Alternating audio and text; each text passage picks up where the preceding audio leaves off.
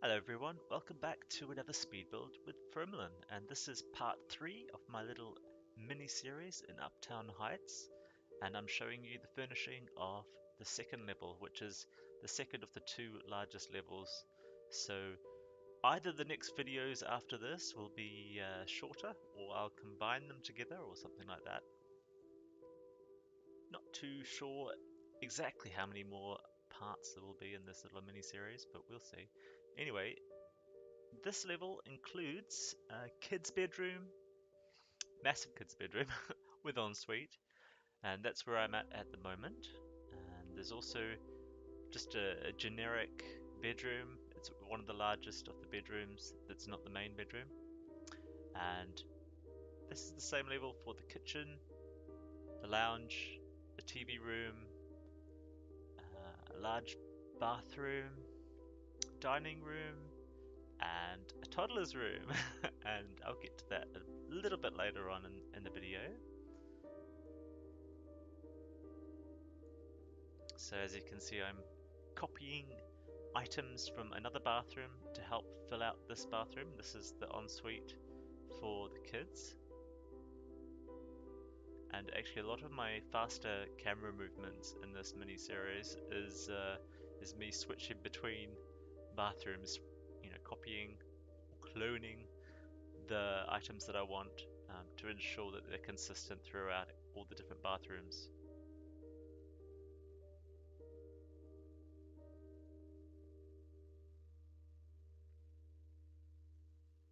So the kids' room includes a couple of desks so they can do their homework.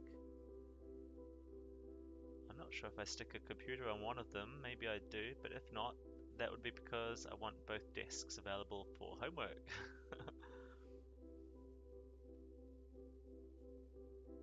There's enough computers around the place anyway. Trying once again to use different color variations or swatches of items that I haven't used before in builds or have used less often. So that was interesting, and tried to get combinations of colors for the kids stuff that work, because kids stuff is so colorful anyway. It has lots of different colors in it. I like trying to match them as best as possible.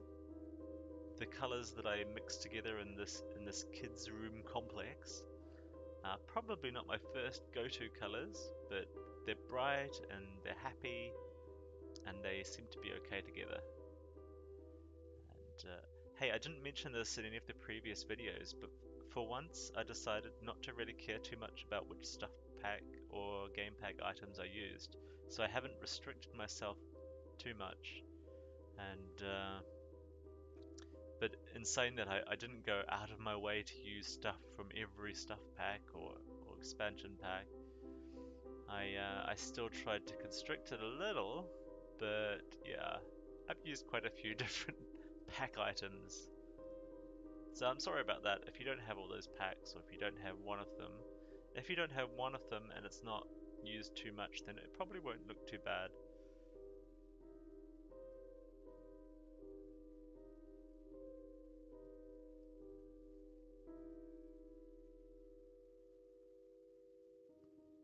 So yeah, just try to make the kids' space as filled with as many interactive toys as possible. But hey, we've moved out of there now. Where are we at now? We're at an ensuite for the large bedroom. And I really wanted to have large bedrooms that had en-suites and other rooms associated with them. And the idea here, that just from my own gameplay experience with my main sims, is I like locking the door to the bedroom, the main door, so that only that sim or that sim and its friends or partner or club can get into that bedroom. And then it's not just the bed that they have, they have other items as well. So like seats to sit on, maybe a TV to watch. This room actually ends up with a hot tub in one little attached room, and I just like them to have their own little private space. And I've been, especially with my own Sims, I've been making little clubs, and then sometimes they invite their club around and they all hang around in just one room that only they can get to, even the rest of the household can't get to it. I like things like that. And that reminds me also, with that private club that I added to the first level, the ground level, that would be a good candidate for a club locked uh, door going on, so that only your club could go in there. Just realized as I was playing in there last night that I never added a stereo to that little bar, so probably a stereo would be a good addition.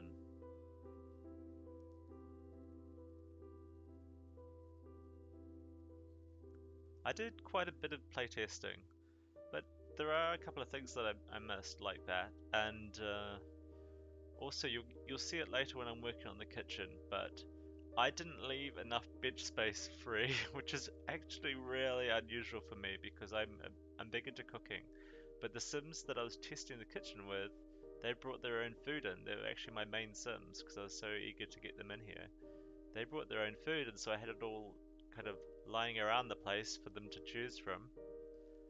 And so that unfortunately meant I didn't actually cook anything, which is, I'm so sorry that I missed that in the playtesting. So when I did finally get around to cooking something, my poor pregnant main sim, she walked all the way up from the fridge in the kitchen to the very rooftops and started doing the food preparation up there, and I was like, oh no, that's going to be live in the gallery. But oh well, it's there, and I'm I'm sorry about it. But anyway, I'm not going to mention it much more. Let's move on. There's a lot of space in this build that is hallways and stairwells, and in retrospect, I'm not sure that's such a good idea because that extends the walking space, and the routes, or as Americans may say, routes that the Sims will take around the house. So I'm looking forward to my next build being smaller and more compact. And I always do this. I think I mentioned it already. I do a big build, then I'm like, oh my gosh, I cannot do another big build. I have to do something small. So I wouldn't be surprised if my absolute next build is a starter home. And obviously with TS4 vampires, or Sims 4 vampires, to say it more correctly, on the horizon, literally days away, I should probably start thinking about darker or at least vampire-friendly builds, and leaving some space for stuff like coffins and pipe organs that are coming in the pack. Um, yeah, I think it's going to be fun, especially as a contrast to all this bright, colourful stuff that I've been doing in this apartment. But actually, someone on Twitter mentioned that, hey, vampires can live in bright, colourful, futuristic, modern places too. So that's true. That may not be where I go. I've already got an idea for a starter home for vampires. So, and actually, I've got loads of ideas, but the thing is just to prioritize which ones I need to work on first. And since I'm kind of established an in-game gallery following of starter home lovers, I think a starter home is a must build, and I'm thinking something like some kind of family home or that kind of size, more medium size build, maybe in the range of 50 to 100,000 simoleons.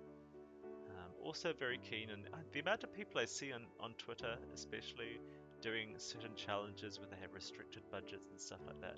I'm very keen to make restricted budget stuff, and that was actually how I first got established in The Sims 4, because a lot of my starter homes were, restricted budget stuff, and even the stuff after that, I had this kind of system of what I called Starter Plus, which was from 20 to 40,000 simoleons, and then I had another tag for, I forgot what it was, for 40 to 60, and I just imagine people doing challenges and slowly building up their cash, and they wouldn't be able to rush into these 400, 500, 600,000 simoleon buildings straight away. So, let's give them something small where I've tried to make it as luxury as possible on a very, shoestring budget. So, that was quite fun, and you know, I seem to work well with restrictions, so it helps narrow down which items I use for a start, because you know, the game's been around for a while and there's a selection of items. There's a real selection. And yeah, sure, there's still more stuff that could go in there, but oh well. Hey look, I'm building the toddler rooms. This was fun, but again, I'm thinking this is a bit of a restricted space. Not sure about having toddler beds right next to a big door, but I really wanted them to have access straight into the hallway, because otherwise then it really increases the route. You'd have to go all the way through the kitchen and dining room and lounge to get out of there. Also later on I added a little door through to the bathroom because I placed the potty in the bathroom, the toddler potty. I don't know what other kind of potty it would be.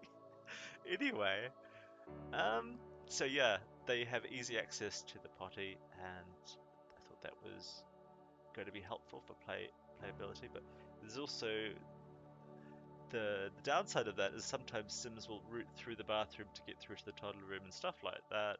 You could probably maybe do some well-chosen locks on doors to stop things like that. I don't know. But yeah, in the end, it's kind of like a very open plan apartment. Let's say, let's put it like that. You can walk anywhere.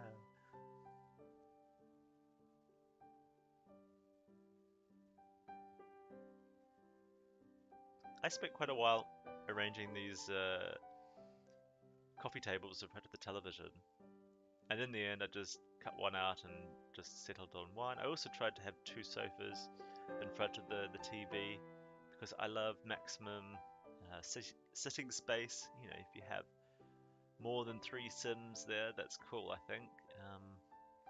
But for some reason, the Sims refused to sit on either sofa when they were watching the TV. So I took away one of the sofas, leaving just one, and then they sat on it. So that's where playtesting works, right? Looks like I tried to experiment with some carpets in the lounge, but I decided that that really goes against the whole point of having wooden floors. You know, it's that exposed wood that really adds to the look. So I put carpet in the toddler room, but that was about it. I missed a trick on the toddler room because I should have added in a bassinet for babies, and I did for my Sims who have just had a baby in this house, but obviously that was after the upload. Bit of a shame. So this kind of hallway thing here, I think it changes even more in the playtesting. I don't know what I was trying there, some kind of marine thing. There's such a difference of rugs in that rug. They're really not just different color variants. I think I was then looking for some kind of slightly, I don't know what you'd call it. I don't want to use the wrong term and you know, offend anyone. But it's a more of an exotic look. That's relatively safe. But in the end, I went for this kind of, is it white petals on the ground? White petals and white everything, and looking more modern rather than, you know, hospital white. And then there's these little nooks and seated areas around the place. So that little room with that seat is just a little place to sit and read a book or have a chat or a kiss with a loved one.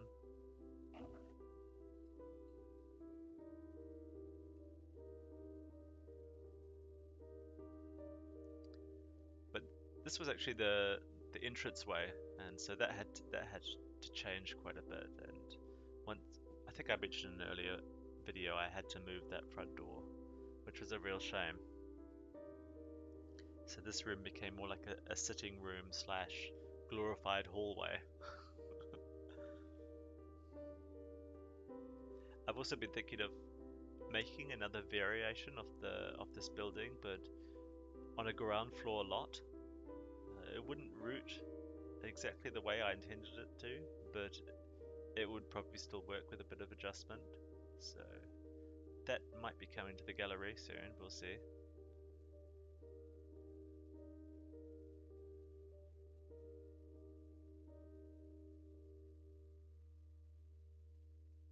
Really wanted to maximize the light that was coming in from those external windows by adding some internal windows.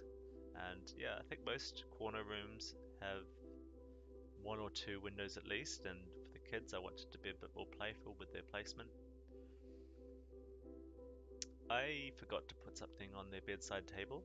I think now the best thing to add there would be those little tablets that they can play with that I'm just about to put around here somewhere. I think they would be good.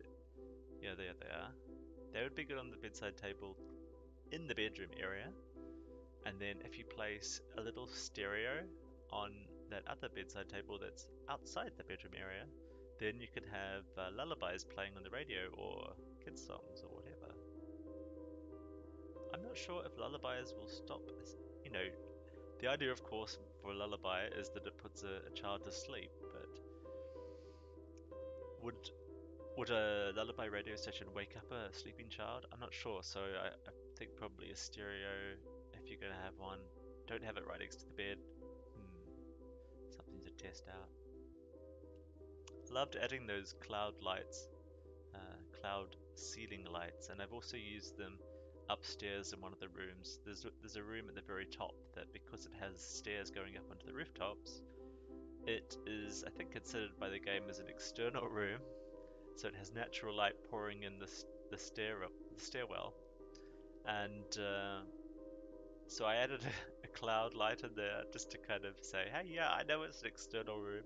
Really keen to see what happens when they add seasons like winter and, the rain and spring and autumn, because that room might get a little damp. But I think that's going to be a problem for lots of builds on the gallery.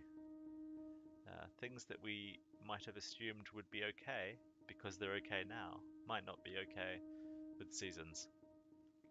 But that room really doesn't have very much exposed to that opening in the ceiling, so it should be okay. And you've probably moved on to another place by then anyway, right?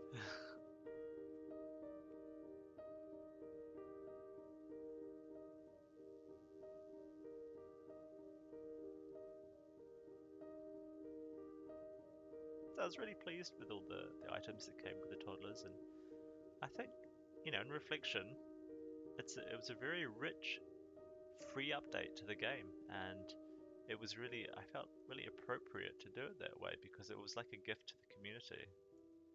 It was totally appropriate with how important it was for so many people who play the game. Anyway, very cool stuff. Screenshot time! So here's the kitchen. Please move the paper towels so you have some space to prepare your food on. Very quick screenshots apparently. Here's my pregnant main sim. These are actually my main sims. I'm thinking of doing a let's play. The lounge, the TV room, a large bedroom, and this screenshot was in yesterday's video by mistake. This is the hot tub for that large bedroom. Its own hot tub. The kids' room. And they can play Void Critters and puppets. Yay, puppets. Toddler area. And place to feed them and teach them. And there's a view from above showing the layout. Thank you so much for watching. I hope you enjoyed it. Please come back for the next part, hopefully tomorrow. We'll see. Anyway, bye bye.